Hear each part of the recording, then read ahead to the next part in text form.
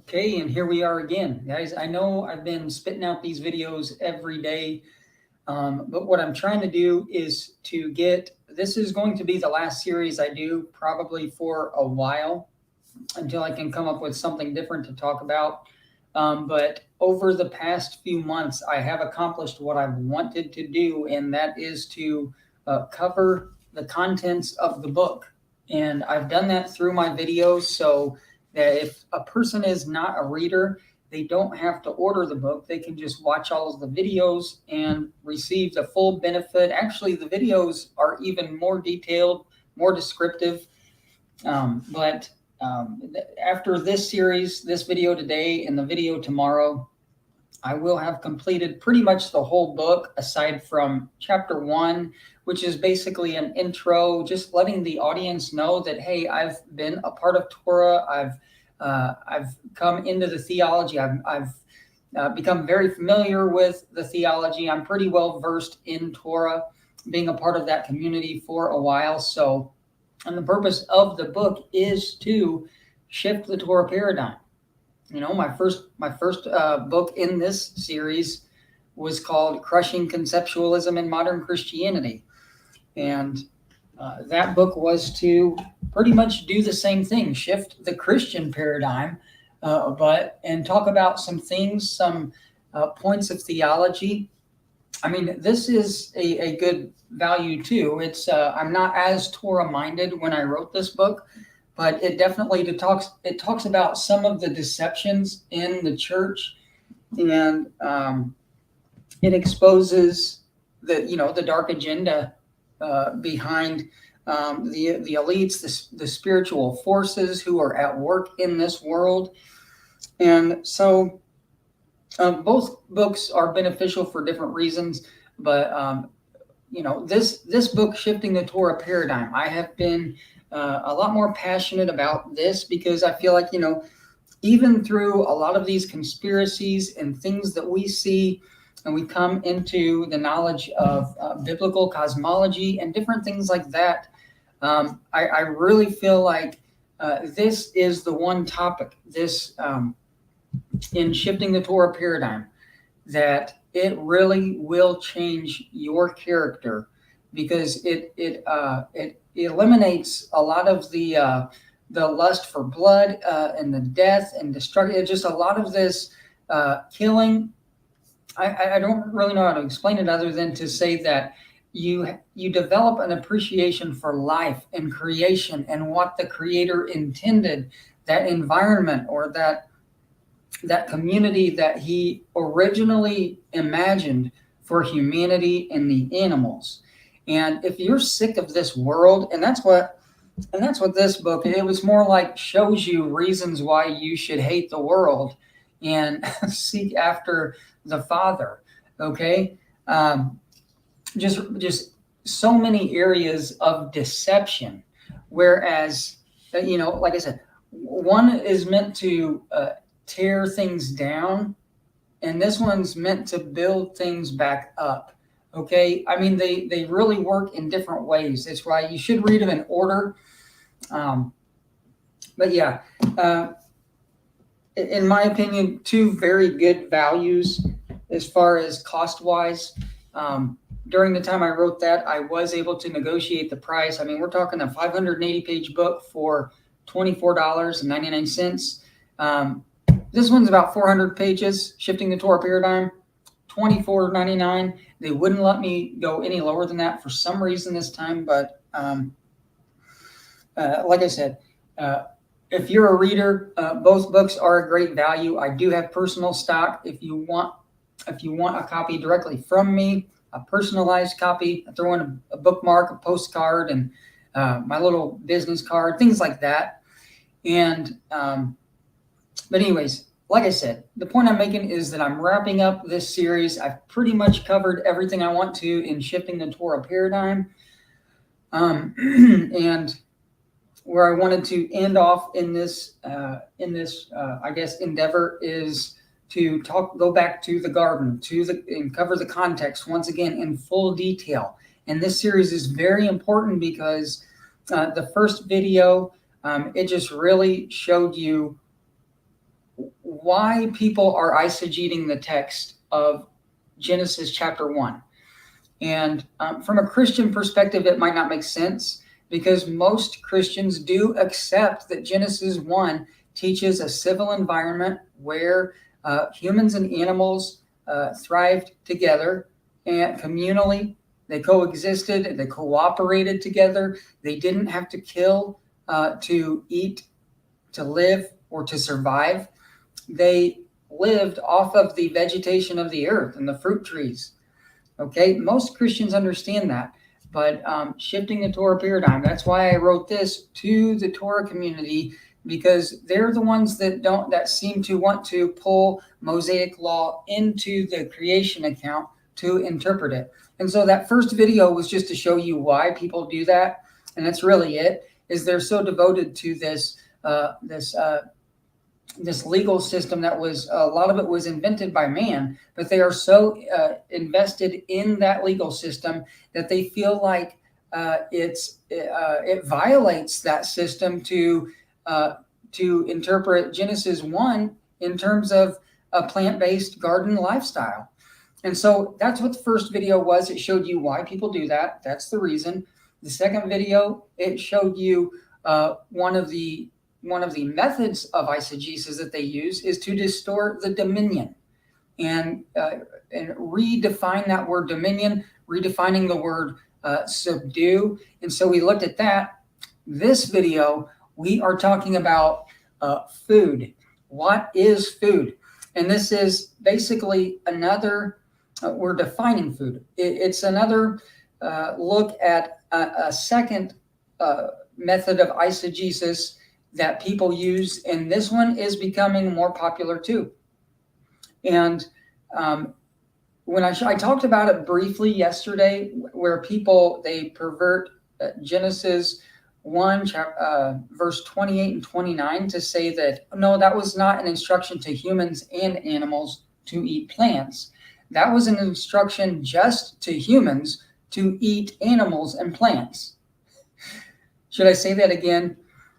They say that verses 28 and 29 is not an instruction to humans and animals, which it is. Verse 28 is Yah's instruction to humans. Verse 29 is Yah's instruction to humans to eat plants. And verse 30 is Yah's instructions to animals to eat plants. But people will say the Creator wasn't even talking to animals at all in verse 30. He was talking to Adam and Eve in both verses, and he was saying, I give you the plants and the animals for food. And so we're going to look at how people eisegete this verse, and we are going to, let me just go ahead and pull up the first verse here. And we are going to destroy that perversion of the text. And that's what it is. It is a perversion of the text, all right? And you will see that. It says, okay, here's where he's bringing forth the plants. I mean, this is beautiful. It's God said, let the earth bring forth the grass, the herb yielding seed, the fruit tree yielding fruit after his kind, whose seed is in itself upon the earth, and it was so. And the earth brought forth grass, and herb yielding seed after his kind, and the tree yielding fruit, whose seed was in itself after his kind. And God saw that it was good. And the evening and the morning were the third day. And that's Genesis, the first chapter of the creation account, okay? The very first book in the Bible. You open up and you learn about God's purpose for creation. And day 3, he made plants.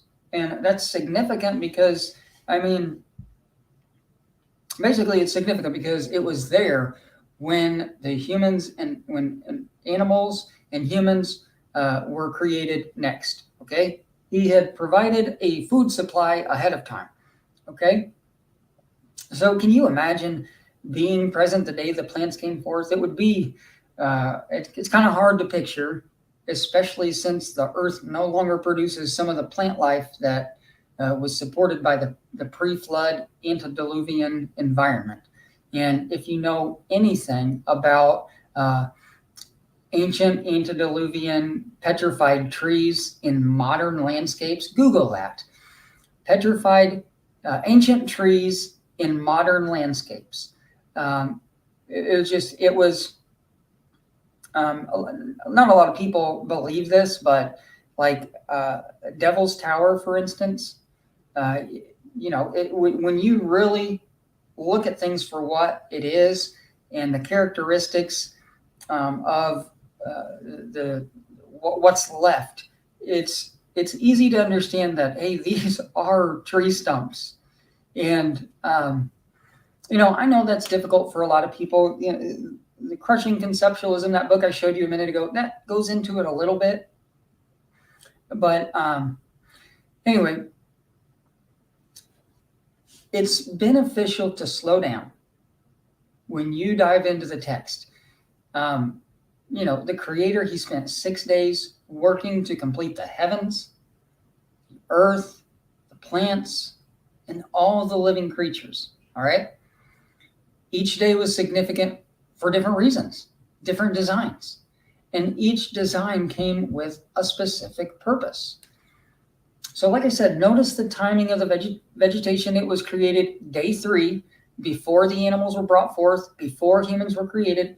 The Creator devoted an entire day to make sure there would be food for living creatures when they came just a few days later. He emphasized the herb of grass-bearing seed. And like I said, it's what he gave the animals, according to verse 30. He talked about the fruit tree bearing fruit, whose seed is in it, which is the food he gave humans, according to verse 29. So he emphasizes the herbs and the fruit. Now, it's not to say that animals can't eat the fruit or humans can't eat the herbs, but it's just interesting that he emphasizes those two things, the herbs and the fruit. And then when you get to verse 29 and 30, it talks about it. And it says, God said, behold, he's talking to Adam here.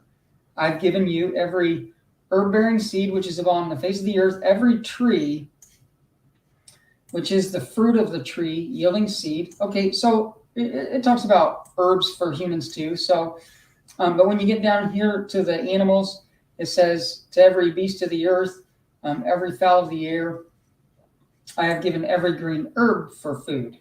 Okay, so that's just something I noticed, was that, hey, it emphasizes the fruit more when he's talking to humans, and the herbs more when he's talking to the animals. But here too, herbs are for humans. Either way. Now let's look at this really slowly, because this is our text. This is the text that people are eisegeting. And I'm going to show you reasons why.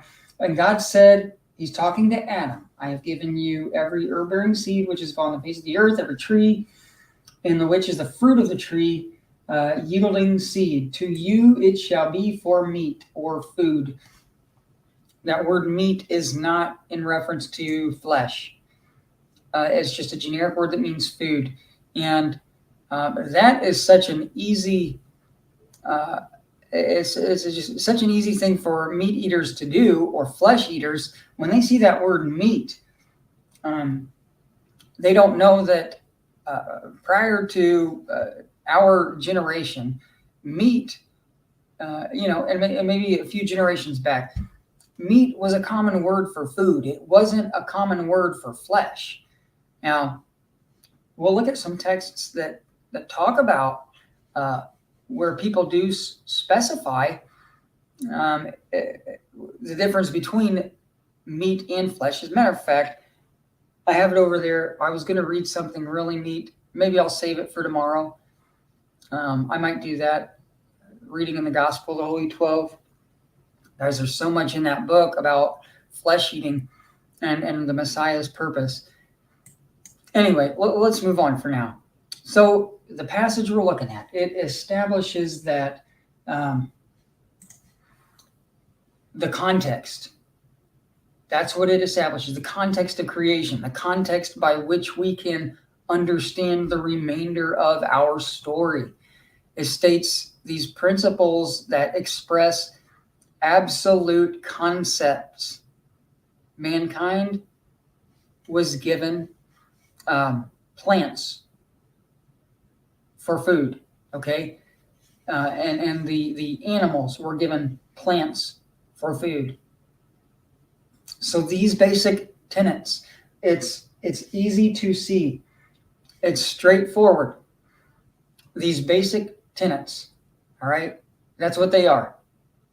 They're critical to correctly understand the context of our story. And if you're unwilling to embrace these concepts as they are openly spelled out, then you're not going to be able to understand the intent of Torah as it was given to Moses. And that's the problem. People believe they know the intent of Torah. People believe, people in Hebrew roots, people in the Torah community, for the most part, believe the intent of animal sacrifice is because God loves seeing blood spilled. He loves it when people kill the animals. It's a form of worship to him. It's not. But people in this community believe that that is the intent of Torah, to kill, spill blood, and eat the flesh, because God apparently loves to barbecue. That's not the intent of Torah. But because people entertain that idea so adamantly, so they are devoted to this popular ideology, and that's all it is. People are devoted to this mainstream religion, mainstream ideology, that they are unwilling to read the text for what it says in the creation account. And so they can't understand the true intent as it was given to Moses, okay? But aside from the order of design, which it's significant that God created the vegetation in advance, the points that I just mentioned are important to note. He gave food to animals, or plants to animals for food. He gave plants to humans for food, okay? The growing number of people who contend that if you read between the lines, then this passage alludes to animal sacrifice and flesh eating. Okay, but it's more than reading between the lines, guys. It's people removing the lines. People literally reading new ideas into the text. That's what eisegesis is. Okay, so, and to support their position, these pro-sacrifice advocates, they alter the text erroneously to provide their own tailored pro-sacrifice. Their sentence structure is it complements sacrifice, and that's all it is a tailored sentence structure. And that's how I describe it in the book. Basically, their method of interpreting this passage in Genesis chapter 1, verse 29 and 30. I mentioned this yesterday in the last video, but what they do is they specifically begin by removing each occurrence of the preposition to. Where's it at? To. Here's another one. To. All these words to, the English preposition. And when you remove those prepositions in the English language, it seems like it allows us to read flesh eating into the text. And it's a different concept altogether. I mean, it totally rewrites Torah, completely rewrites Yah's instructions for humanity. And it leaves out the animals. Because if you can say that Genesis 1, 29 and 30 is not an instruction for humans and animals, it's only an instruction for humans to eat animals, then in the whole creation account, there are no instructions for the animals and what they should eat. But if you understand that verse 29 is an instruction to humans, what they should eat, verse 30 is an instruction to animals, what they should eat, it all makes sense. Everybody's covered. The animal kingdom is covered. They know what to eat, and humanity is covered. They know what to eat.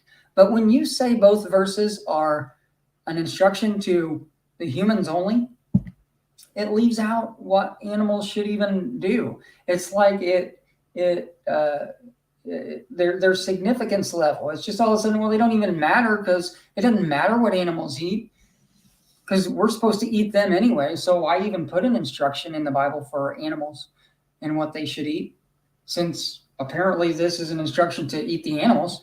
Okay, so that's the different concept.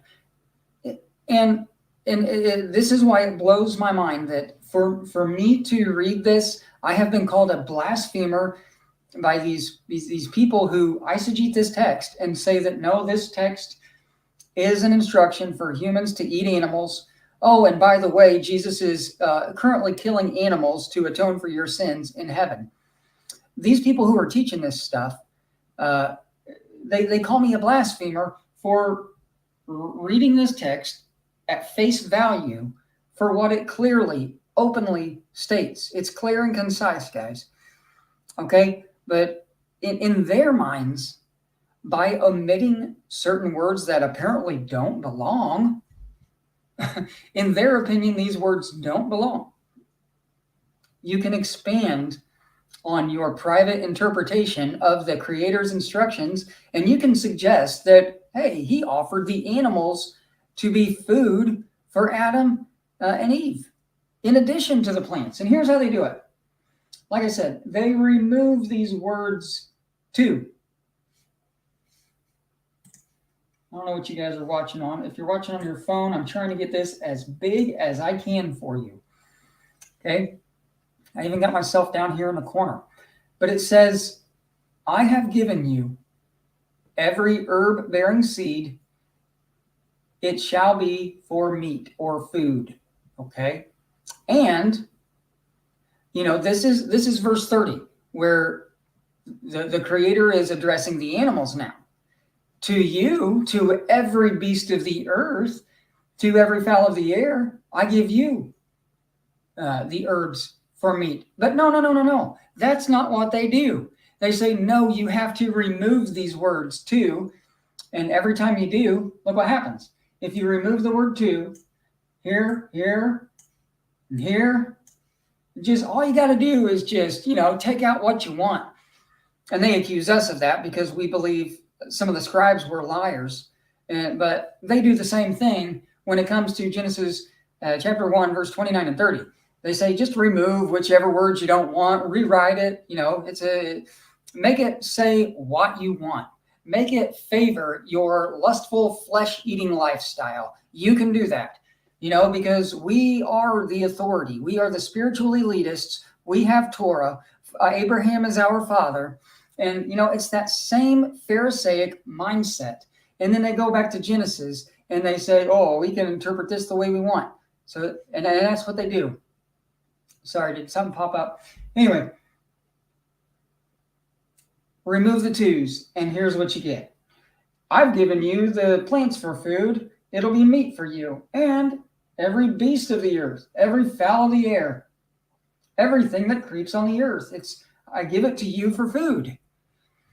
So, can you see how ridiculous that is?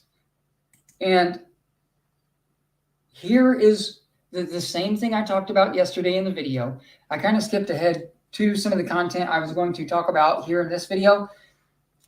But there is an unstoppable checkmate for these people who are perverting the texts. Okay, here's how you checkmate them. They're clearly, it's the Torah community who is doing this, right? Or people who are more influenced by Hebrew roots theology in the Torah community, who are approaching this passage underneath some of the man-made laws of sacrifice and their distorted understanding of the intent of those laws. Okay,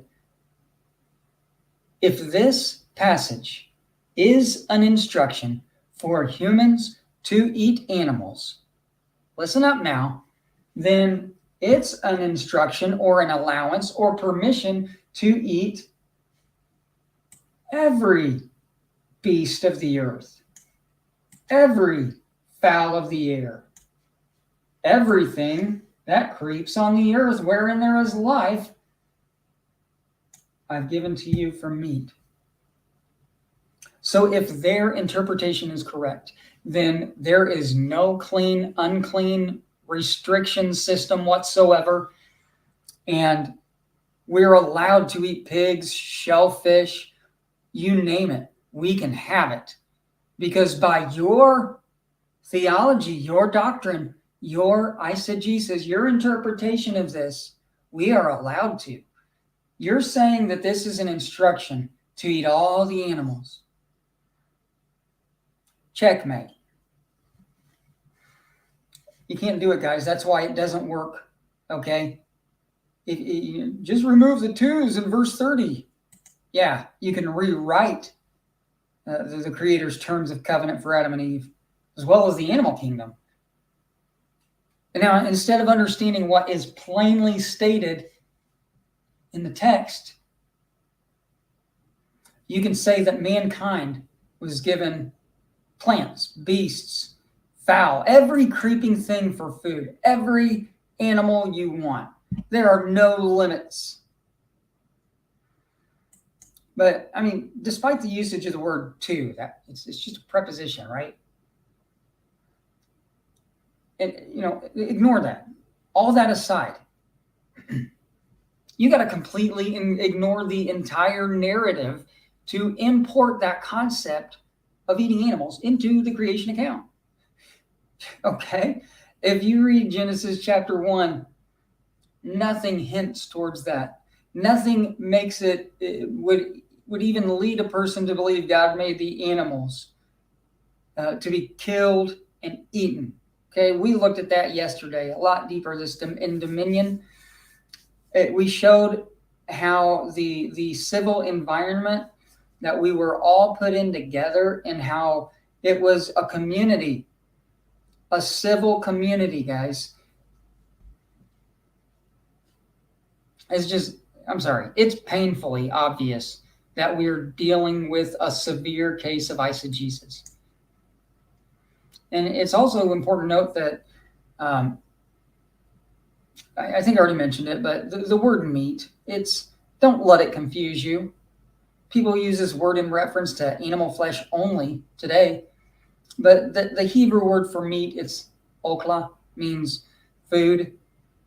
It was more often used in terms of bread and fruit, and it's used first after telling Adam that the plants were meat for humans.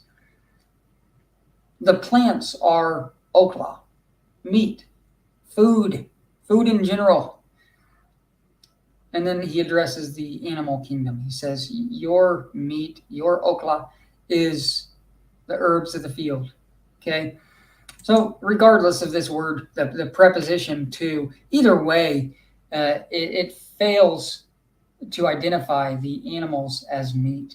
The only definite statement about food is in reference to the plants. If you really slow down and read Genesis 1:28 and 29, it only calls the plants food or meat. It doesn't call the animals meat. So that's another thing. In verse 29, it says, I've given you every herb-bearing seed. To you it shall be for food, for meat. And in verse 30, it says, I have given every green herb for food. So these two statements are in those verses. Go back, read it. But nothing calls the animals food. Why? It's because when he was speaking of every beast of the earth, every fowl of the air, he was addressing them. Remember, they spoke the same language. They understood things. Remember, we talked about it yesterday. And that's why verse 30 doesn't say the animals are food. All right? The only two statements where it identifies something as food, both statements are in reference to the herbs or the fruit trees. Okay, so it doesn't matter. I mean, there are so many things wrong with this form of eisegesis. Okay, so got that covered. I mean, all you got to do is take an honest look at the text. Don't approach the text under the influence of religion, guys. Religion is it's the biggest form of deception in the world. People do things out of devotion to their religion, not knowing that the religion itself was invented by man. Okay? That's why Yeshua said, the scriptures are dead, guys. That's why he called out the lying pen of the scribes. He knows what Jeremiah said. He knew it.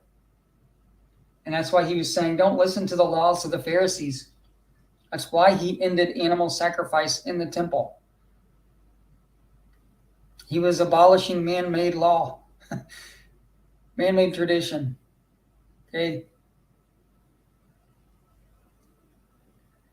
He addressed the animals because they understood his communication, and he designed something for them to eat, just like he did for humans. It just happened to be the same form of food that he designed for us. Right? Okay, it really didn't get any clearer than that, but so we have those two absolute statements identifying the plants as food. Nothing in the text alludes to the idea of eating the animals. The text doesn't even hint towards animals consuming one another. They weren't created to be predators or carnivores, okay? It's as simple as saying, Adam, your food is the plants, animals. Your food is also the plants, okay? So interestingly, let's move on to the Septuagint. Or as I listened to Stephen Pigeon yesterday, he calls it the Septuagint. I never heard that before. Have you guys? Have you ever heard it pronounced with the G as G really should be pronounced anyway? So it really makes sense why he pronounced it that way. The Septuagint. I just never heard it pronounced that way. Maybe I need to get out more. But here's what it says in the Septuagint. It says, behold, I have given to you, preposition to, every seed-bearing herb, sowing seed, which is on all the earth, every tree which has in itself the fruit of seed that is sown. To you it shall be for food. And guess what? To all the wild beasts of the earth, and to all the flying creatures of heaven, and to every reptile creeping on the earth, which has in itself the breath of life, every green plant for food.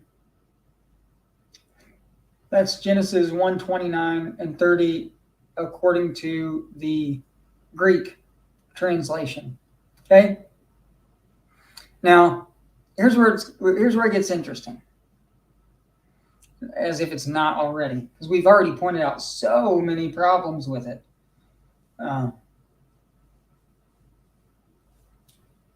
It's just messed up. It even says everything with the breath of life, everything that I made into a soul with the will to live, with the same attributes and characteristics as humans. It would just be so messed up if that was really an instruction for humans to take away their free will, shed their blood. It's so inconvenient, guys.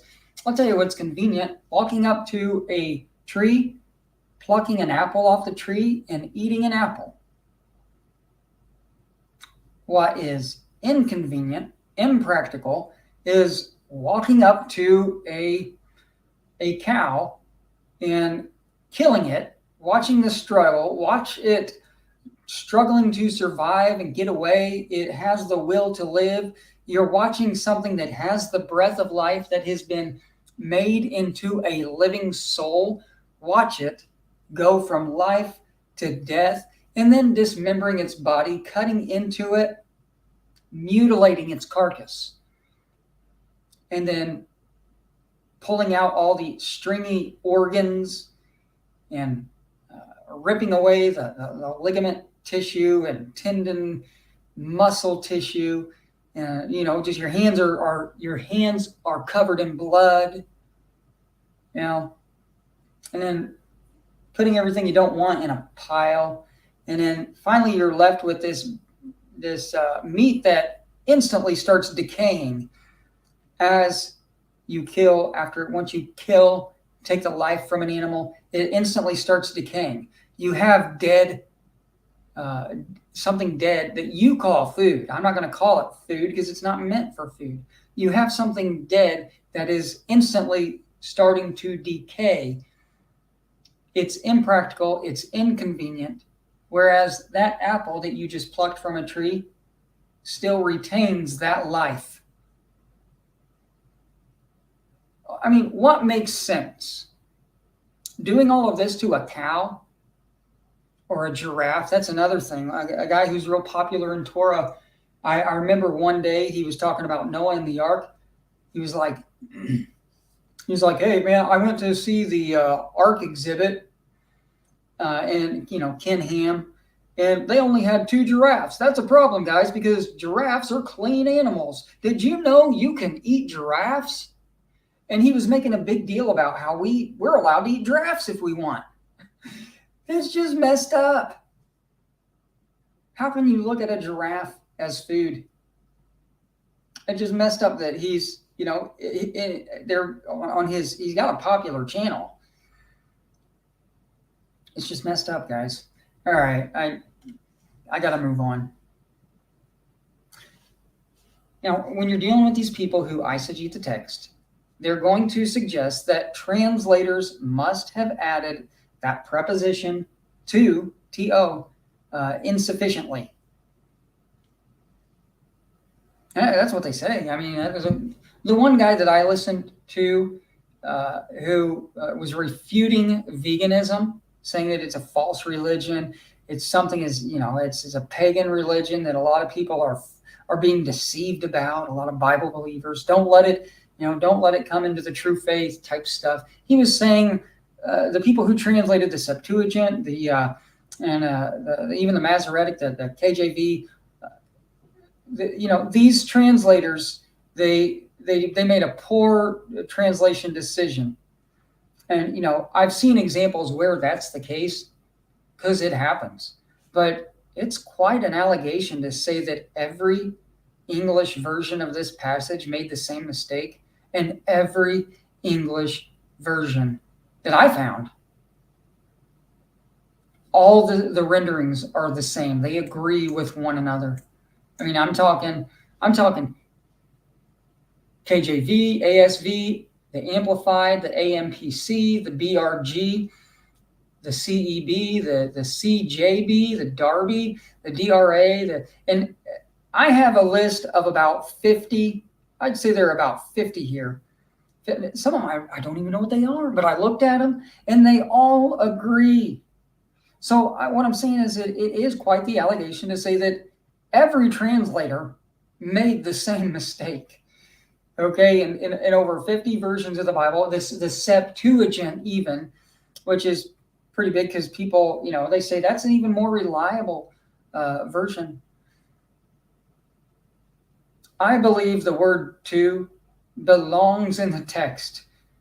Okay, and it's neat. I put a version of this, the CEV. Do you guys know what that is? I don't know that I have contemporary English version. I feel like I had a physical copy of that Bible maybe about 10 years ago, a contemporary English version. Anyway, this is really neat. It uses the word "for" instead of "to." And you may think, oh, so what? Who cares? But it's significant because any wordsmith understands the difference between something being directed to someone versus something being provided for someone. So this version, look at it. It's really neat. It says, I have provided all things, all kinds of fruit and grain for you to eat. Talking to the humans. And I have given the green plants as food for everything else that breathes. These will be food for animals, both wild and tame, and for birds. I mean, that to me, that's just a really neat version of it's, it's even more clear. It's like, for you dummies out there, here it is broken down, just so that you don't eisegete the text.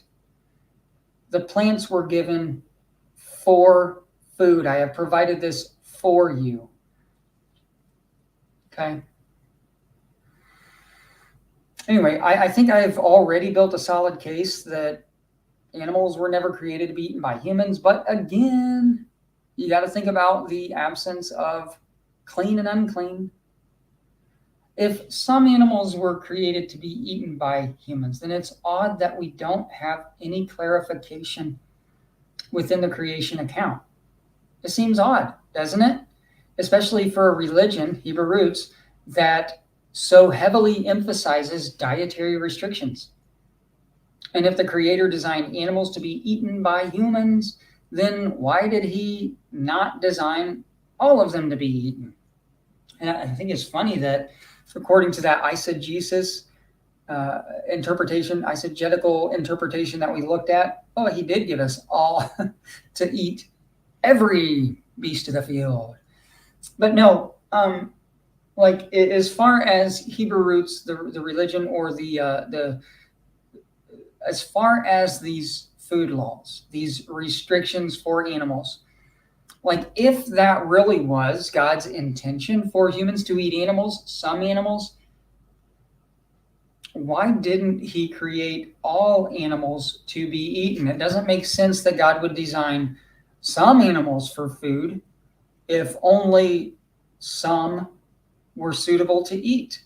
It really doesn't make sense.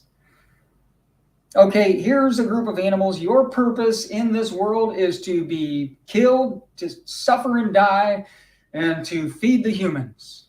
And I guess you guys don't have a purpose, right? What is the purpose for unclean animals? If the purpose of animals is to feed humans, what's the purpose of unclean animals? Doesn't make sense. Why would he make some with a purpose and some without a purpose? The absence of this concept, this clean, unclean system, these restrictions, these boundaries, the fact that it's absent from the Torah instructions in the creation account. It's strong. To me, it's very strong evidence that this passage in question, verse 29 and 30, it's not about eating animals. The first chapter of the Bible was written for us to understand the design and purpose for creation. Okay, and it identifies certain items that our Creator intended for food. So if the original standard for food consisted of animals being on that menu, clean animals, then we should expect nothing less than a detailed list of restrictions within the text. And I know, people they have liberty to suggest that we were given animals for food, whatever. It's not practical to use Genesis chapter 1 to support this suggestion. At the end of the day, people who import their pro-sacrificial views on the text of Genesis chapter 1, they have to ignore that inconsistency. As a matter of fact, there are quite a few inconsistencies they have to ignore. Number one is that nothing in the text or context states that animals were created to feed humans. There are no direct statements. Nothing in the text says it openly. Okay. Nothing in the context alludes to the idea of that animals were created to be killed and eaten. There are no allusions. There are no hints, subtle suggestions throughout the chapter. If you read chapter 1 of Genesis for the first time, you would not get that animals were created to be food for humans. You would get that God created humans and animals, and then he gave them plants to eat. That's what any honest person would get. Okay? Nothing in the text offers distinction between clean and unclean animals, no food laws or restrictions as seen in the law of Moses. All right? The text itself, it actually states the opposite of what pro-sacrifice advocates suggest. The plants are the only form of food mentioned. The only thing that is called food or called meat is plants. We looked at that a minute ago. Okay, interpreting the text in favor of sacrifice and eating animals, it requires the reader to alter the text for their interpretation to fit the narrative by eliminating the preposition to. Okay, so these are all inconsistencies. You have to alter the text. Okay. All right. I got a little bit of time left. I wanted to keep it under an hour. I got a few minutes left. I'll talk about, because this is about food, defining food. And you can't really discuss that without considering dairy products. So from the outset, I'm going to just say that I do believe there is a moral difference between consuming the products of the animals as opposed to eating the animals themselves. Okay, drinking a cow's milk, it's not as severe as eating the cow itself. Now, you run into a lot here. I mean, in the time of creation, if you were to drink the milk of a cow, it's not the way you're designed. You were not designed to drink a cow's milk, okay? But it would not have been as morally wrong back then as it is today to go grab a jug of milk from the cooler at Walmart, okay? Just because if you know how that milk got there, you are completely violating Torah to drink that, all of those. First of all, I can't even say that it's milk. So many chemicals, additives, they do so much to this milk. By the time you get it, it's a formula, okay? Which that's another thing. I talk about baby formula in Crushing Conceptualism. Because I talk about the food industry. I talk about the medical industry. I talk about a lot of different things, but I don't know if you guys use formula, who all out there, but the difference between formula and a nursing mother's milk is just that. One is a nursing mother's milk is milk. It's what we were designed to do. Whereas formula is a formula. It contains ingredients, not nutrients. The mother's milk contains nutrients, not ingredients. Okay, that's all I'm going to say about that. I want to get back to this drinking the cow's milk. Now, back then, during this time of creation, during Bible times, I guess, I'll just say Bible times in general, through the whole stretch, the whole timeline, okay?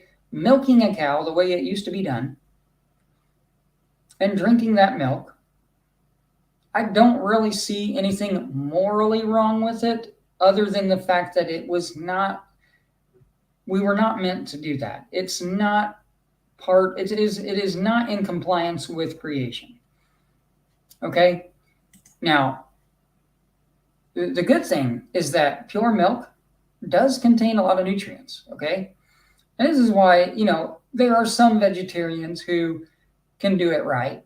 But if you're a vegetarian who just goes to the store and gets bags of cheese and, milk from the cooler in a jug, There's a lot wrong with that. First of all, you're not truly vegetarian because there are animal parts in the cheese. There are things from animals, the animal themselves that makes its way into the cheese, possibly with the milk too, but in the way these animals are treated. Okay. I won't get into that, but anyway, the point is that drinking a cow's milk is not as severe as eating the cow itself. And that is, as long as you're doing it right, okay? You're milking the cow yourself, or you get it from a farm that does it. And I remember someone asked, I don't want to give any names, or I don't want it to, I heard this question. I'll just put it that way. If humans are not supposed to drink cow's milk, then why did God design cows to produce milk? And, you know, I don't want to make anybody feel stupid, but that question, guys, I don't want to say it's a stupid question, but it just shows you the conditioning of society today. And, I might have even asked that question at one time. But I guess the best response is that God designed cows to produce milk for their calves, just like he designed nursing mothers to produce milk for their babies. I mean, I feel silly saying this or explaining it because it's so obvious, but the fact that someone had to ask that question was just, what's the word I'm looking for? Disheartening, discouraging. I can't. It was sad that someone had to ask that question because it's so obvious. Well, it's for their young. Okay. But anyway, the point here is that to be in complete submission to the Creator's design, it does require us to abstain from milk that comes from another species. All right. Like I said, as it pertains to the present day, meat and dairy consumers or flesh eaters and people who consume dairy, they believe that vegans don't receive protein or calcium or nutrients, and they see that as a problem. And I guess to come back at that or to rebut that, I would say the problem is not where vegans or vegetarians receive our protein. The problem is where meat eaters receive theirs. Okay, you got it backwards. To us, it's not a problem where we receive our protein. I've never had a protein issue, but to me, it is a problem where you're getting your protein from. Okay,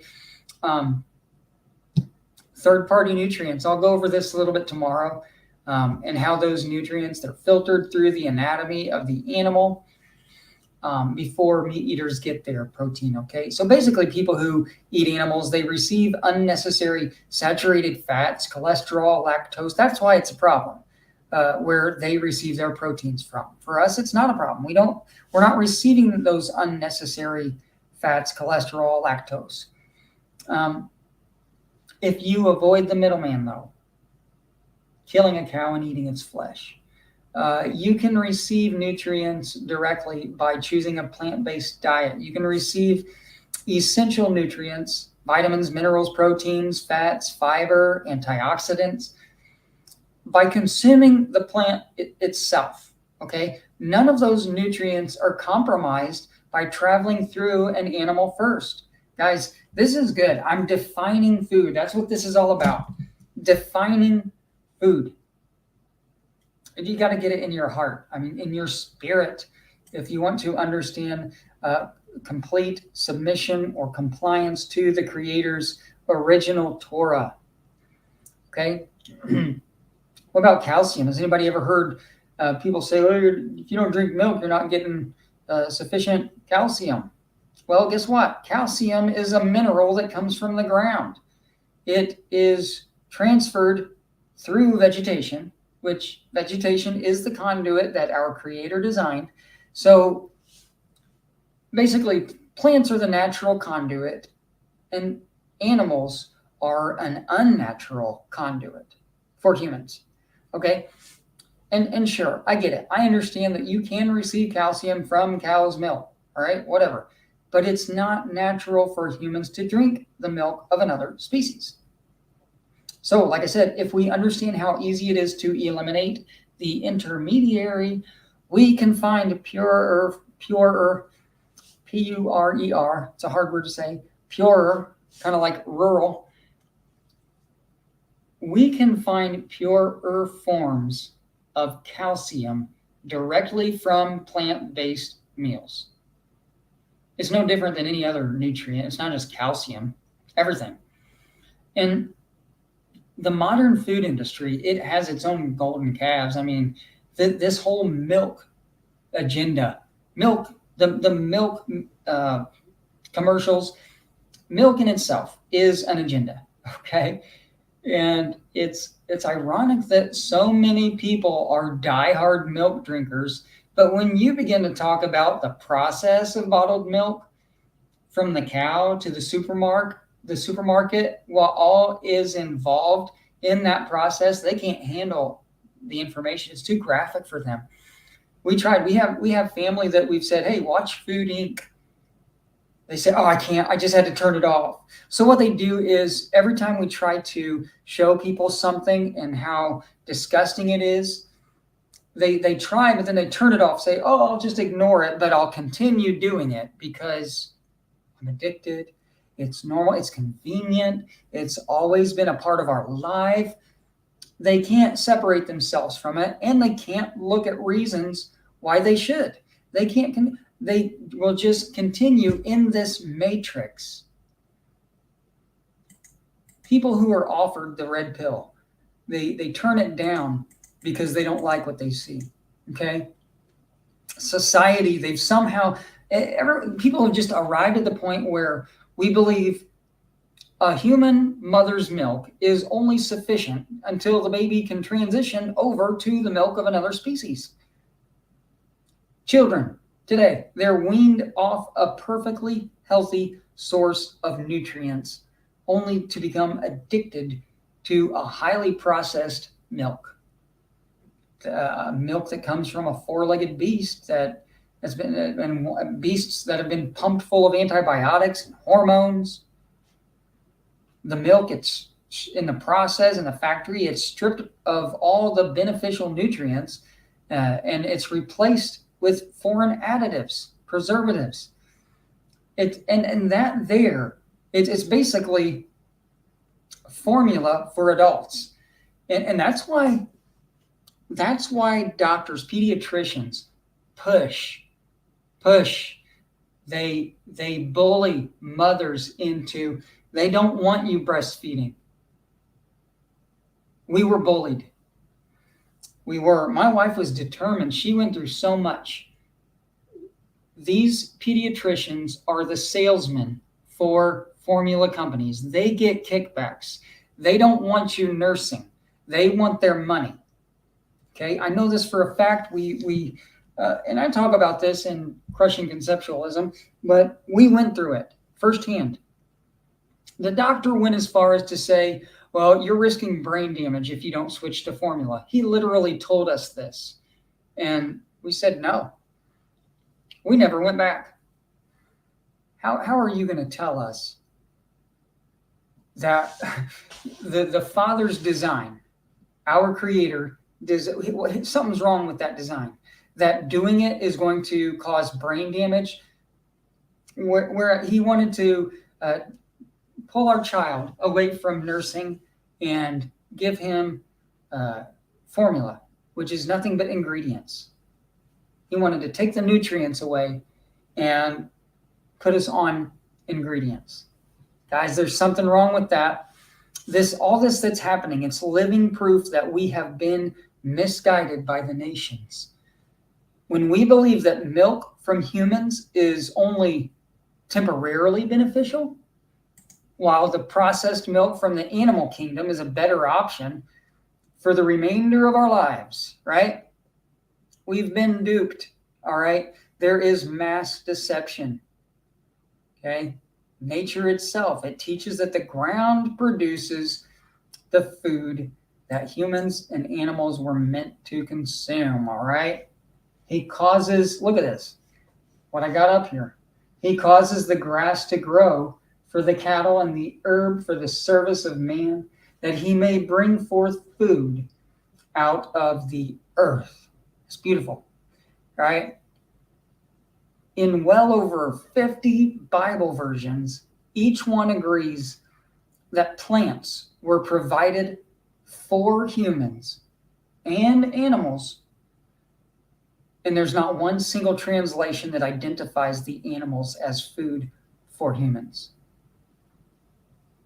It seems that the only disagreement on the reading of Genesis 1:29 and 30, it comes from people who attempt to import the concept of animal sacrifice into the text, and their motive is to uphold their distorted perception of Mosaic law. They don't want to hear Genesis at face value. They don't let it speak for itself. I'm telling you guys, the first chapter of the Bible, it provides unmitigated proof that we were expected to live a veggie fruitarian, garden, plant-based lifestyle and survive on fruit, grains, these things that in themselves have the nutrients to survive. The earth gives us nutrients, okay? Not dead animals. I love what this says. Is it not written that in the beginning, God ordained the fruits and trees, the fruits of the trees and the seeds and the herbs to be food for all flesh? Yeshua, he's reminding us. Is it not ordained that, is it not written that in the beginning? He's looking back to Genesis chapter 1. It is written in the beginning, God ordained the fruits of the trees. Oh my gosh. Yeshua gets it. Why can't the religious leaders get it? All right? I think that's neat. Guys, this is part 3 of the 4-part series. Thanks for watching. Like I said, I know a lot of people try to keep up with the videos. I have people who they'll watch every single one that I put out. So, I'm sorry I had to spit these out. I'm about to make a major change in my life starting next week. That's going to require more time, but I did complete this assignment. I felt like, doing all of these videos for the book was an assignment. I don't know what's to come, but I wanted to get these 4 videos out so that I could complete that book in video format. And so if you like this, guys, please like the video, share it with your friends. Thank you to everyone who has subscribed over the past few months. I've gained about 70 subscribers. I've lost quite a few subscribers. So I've actually probably gained a lot more subscribers, but all the people who once followed me, they were interested in this book. And they wanted the conspiracy. They wanted to talk about the giants, pharmakia, the cosmology, deception, different things like that. But and when I started talking about the content of shifting the Torah paradigm, I just lost a lot of people. People they started dropping like flies. People on Facebook started unfriending me. But guys, it does stir up the conflict. It is very convicting. It'll trigger cognitive dissonance. But thank you to all of you people who have subscribed since then. I know I'm not a big channel, but I do appreciate everyone's comments. I see people sharing the videos. We just need to get the word out there because this is one of those spiritual awakenings Perhaps one of the larger spiritual awakenings, I guess more significant. I mean, this is important stuff. This is returning to the place where the Creator was trying to lead the Israelites. He wants people to get back to the garden. He wants people to get back to Genesis chapter 1. And this is a major step, a major stride in that direction. I mean, we can talk about cosmology all day, but at the end of the day, what is that going to do to get us back to this place in creation? Thanks, guys. I'm going to wrap it up for now. Share the heck out of the video.